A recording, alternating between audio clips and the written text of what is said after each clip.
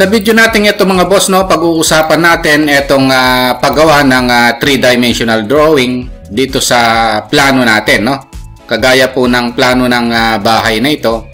Susubukan po natin gawing 3 dito. Umpisahan po natin sa mga pader at saka sa mga bintana.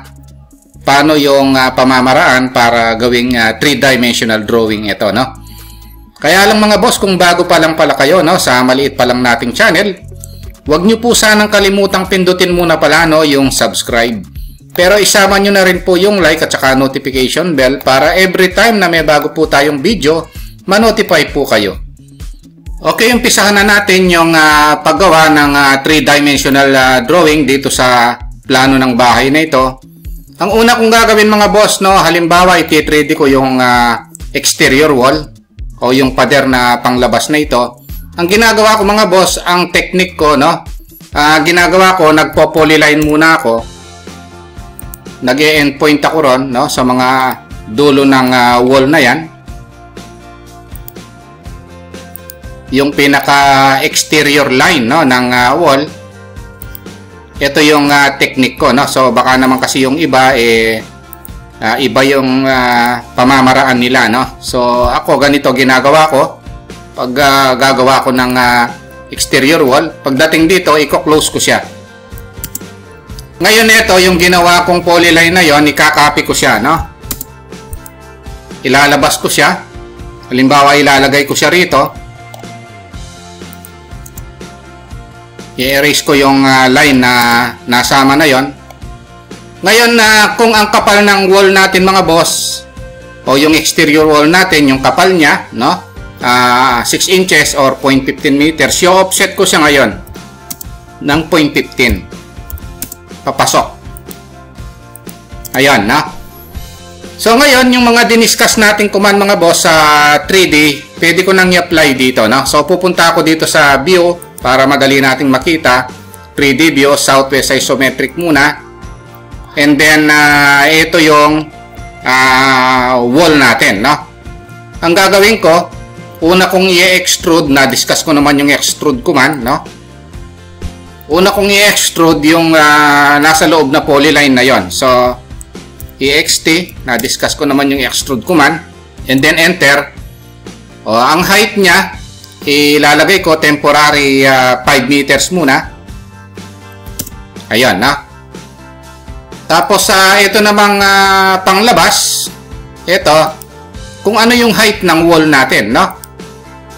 Kung ang height ng wall natin, extrude, ay 3 meters, so type ko 3, then enter. Ayan yung extrude height, no? Ngayon, isasubtract ko siya ngayon. Ito yung bubutasan ko, and then enter, ang pangbubutas ko yung nasa loob. Ayun, no? So, ito na yung wall na solid, no? Ayan yung 3D wall, no? Ngayon, ang gagawin natin mga boss, pwede na nating i-apply, no, yung gusto nating gawin dyan, no? Halimbawa, gusto ko munang palitan ng kulay ito. Halimbawa, gusto kong butasan ngayon, no, yung wall na ito. Ito yung magiging guide ko mga boss, no? Kasi ito naman yung gagawin natin, no?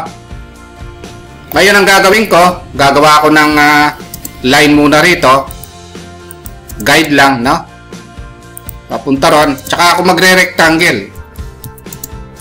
Magmula rito hanggang doon, rectangle ako. Kukunin ko ngayon ito. Magbe-base point ako rito, tapos ilalagay ko rito. Ayan, no, dito sa endpoint nito, kasi dito ako nag-base point dun sa kabila, no? Na-discuss ko naman yung change command. Gagamitin ko yung properties tsaka yung elevation options, no? Ito yung elevation. Halimbawa, ang elevation ng window natin ay 0.9 meters. O type ko lang yung 0.9 or 3 feet. Ngayon, ito naman, i-extrude ko siya ngayon kung ano yung height ng bintana, no? O halimbawa, ang height ng bintana is 4 feet or 1.2 meters. Then enter. Ayan na siya, no? Ngayon, i-apply ko na yung mga diniscuss nating command dati, yung subtract, no? Na-discuss ko naman ito. SU yung shortcut command niya. Select ko yung sasubtrakan, enter. Ito yung pang subtract. Ayun. Halimbawa, pinto, no? Pupunta lang ako rito kasi ito yung guide natin. Ito yung pinto. So, ang gagawin ko ngayon, gagawa ako ng line dito. Magiging guide ko ito kasi gagawa ko ng pambutas, no? Ito, ganun din, no? Rectangle. Ito yung pamamaraan ko. Ayan, no? So, ito ngayon ang imumove ko. Tapos, hahawakan ko siya ngayon dito. O, ilalagay ko rin dito ngayon, no? Ito yung base point. Ayan. Ngayon, ang gagawin natin, i-extrude natin ito kung ano yung height ng pinto. So, extrude. O, halimbawa, ang height ng pinto ay 2.1 meters, no? Ayun, ayun. Then, SU or subtract, select ko ito. Ayun. So, uulit-ulitin lang yan mga boss hanggang sa magawa yung mga pinto at saka mga bintana, no? O halimbawa, no, idagdag ko na itong paggawa nitong window, no, dito sa CR, no? So, gagawa ko ng line dito.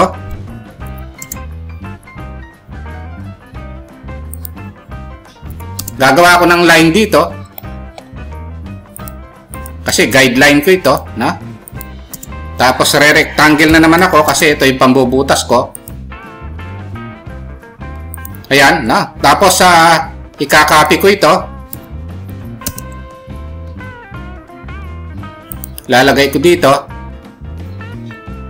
Ngayon, pag nakopy ko ito mga boss, ikakopy ko rin naman ito.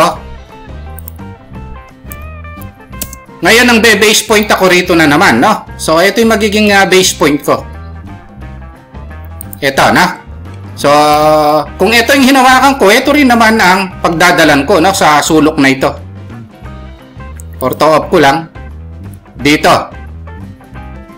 Para parehas yung location, no? Ayun. O, ngayon ang gagawin natin, change command na naman tayo, negative CH. Yan yung shortcut command ng change. Properties, gagamitin ko yung option na elevation. Ano ba yung elevation? Ito, no? Halimbawa, ang elevation niyan is 1.6 meters, no? Halimbawa lang ito. Then, enter. Ayan, no? Ayan yung elevation niya. Ngayon, i-extrude ko na ngayon, no? I-EXT, select ito, tsaka ito. Halimbawa, ang extrude height nito ay 0.5 meters, no? Ngayon, gagamitin na naman natin yung subtract command, no? SU, yan yung shortcut command ng subtract, no? Select ko lang ito, enter, and then select ko yung pang sasubtract. Ayun, so, ito yung wall natin mga boss na binutasan, no? Hindi na kailangan i-discuss natin lahat kasi haba yung video natin, no? Okay, yun lang muna mga boss, no, ang naging topic natin dito sa pag 3D ng wall ng bahay. Kung nagustuhan nyo po itong video natin, no, at makakatulong sa inyo, huwag nyo po sanang kalimutang pindutin muna pala, no, yung subscribe dito sa maliit pa lang nating channel. Isama nyo na rin po yung like at saka notification bell. Thank you very much at God bless po sa inyong lahat.